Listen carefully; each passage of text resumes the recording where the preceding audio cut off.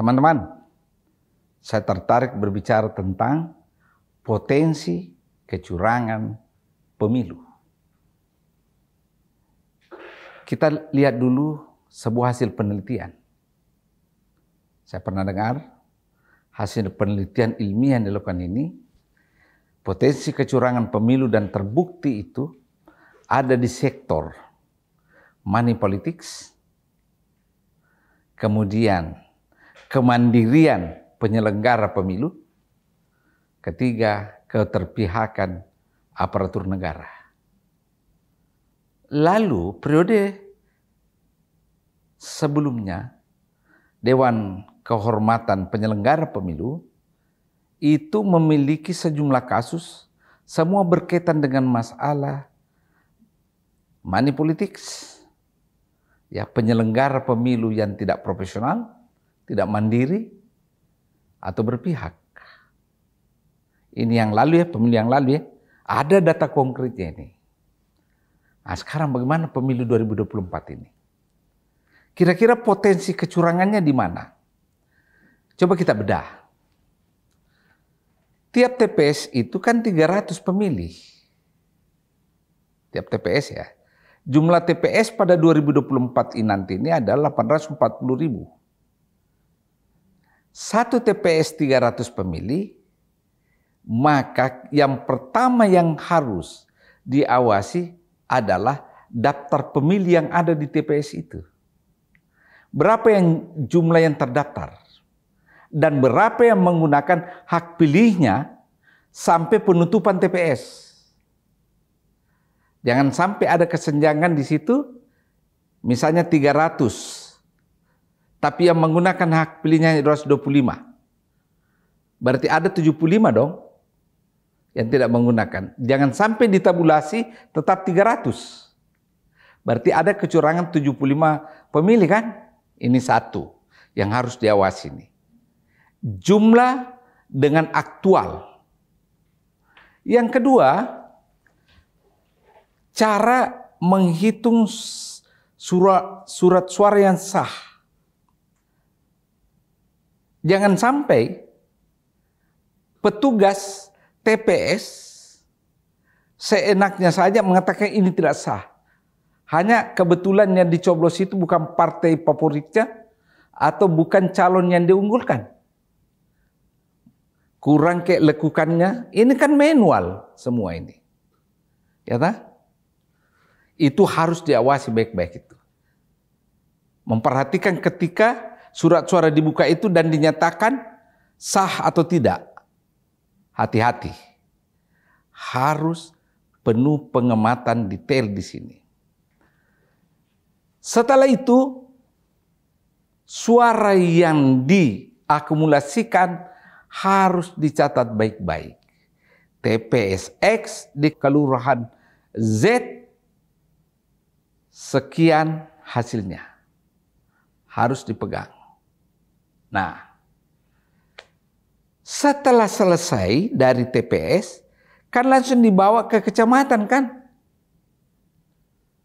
Disinilah potensi yang paling besar terjadi kecurangan. Jual beli suara. Kenapa? TPS kan 300 orang yang memilih. Pada saat dibawa ke PPK, Panitia Pemilihan Kecamatan, yang level kecamatan, kan sudah bisa puluhan TPS di situ kan? Atau katakanlah 100 TPS. Ya kan? Berarti jumlah pemilih yang dihitung 300 kali 100. Semakin banyak kan? Hati-hati. Sejumlah kasus di masa lalu, disinilah transaksi buying voter, membeli suara. Saling mengatur antara para calon. Biasanya itu. Kalau partai tertentu yang biasanya bermain dengan petugas atau penyelenggara pemilu. Dan sekali lagi ini telah terbukti yang pemilu-pemilu sebelumnya bahwa banyak kasus terjadi di level PPK. Setelah PPK kan naik lagi kan ke kabupaten kota untuk menentukan siapa yang terpilih anggota DPRD kabupaten kota. Berarti semakin banyak lagi kan suara di situ. Dan seterusnya sampai provinsi, kemudian provinsi ke nasional. Kalau kita lihat dari perhitungan suara TPS sampai pusat butuh waktu 1 bulan. Potensi kecurangan dalam 1 bulan ini, jangankan 1 bulan, 5 menit atau 1 menit itu kecurangan bisa terjadi. Karena ini hanya masalah menggeser, mengubah angka kan dalam tabulasi. Harus hati-hati. Ada 1 bulan masa untuk memfinalkan perhitungan secara nasional. Dan itu bisa saja terjadi kecurangan itu. Kedua, yang kita khawatirkan ini serangan fajar pada hari pencoblosan. Tiba-tiba partai tertentu atau calon tertentu menyebar uang kan pada saat pemilih menuju TPS. Wah, ini luar biasa ini. Potensi kecurangan pemilu terjadi di sini. Karena misalnya kalau saya calon anggota DPRD, saya ingin menang di kabupaten kan dia cukup hitung daerah pemilihannya. Daerah pemilihannya misalnya 3 kecamatan di antara 7 kecamatan di kabupaten itu. Dia cukup berada di 3 kecamatan itu kan, memobilisasi orang dengan uang. Dan dia tunggu the last minute. Karena kalau sebelum-sebelumnya itu kan calon lain mungkin juga lakukan kan. Berlaku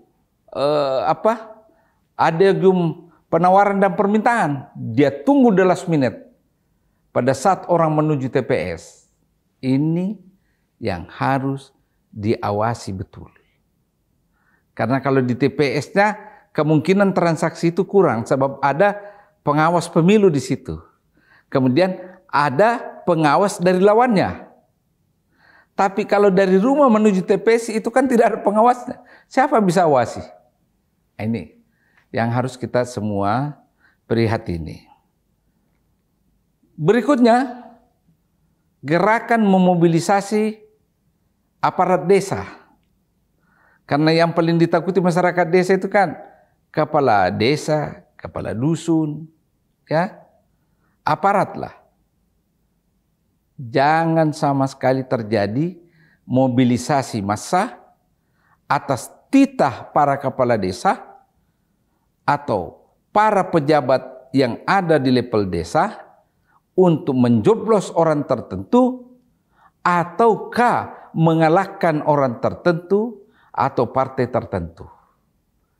Ini juga masalah yang sangat kritis untuk kita prihatini semua. Karena semuanya bisa terjadi. Yang pasti, kalau ada orang bertanya, apa hakikat pemilu sebenarnya itu? Hakikat pemilu adalah predictable prosedur, unpredictable result. Prosedurnya yang jelas, aturannya dijalankan, tapi hasilnya tidak ada yang bisa tahu. Karena itu rahasia. Jadi kalau ada yang orang sudah tahu berapa jumlah pemilihnya dalam TPS, maka itu adalah isyarat terjadi kecurangan. Semoga ini tidak terjadi pada pemilu 2024.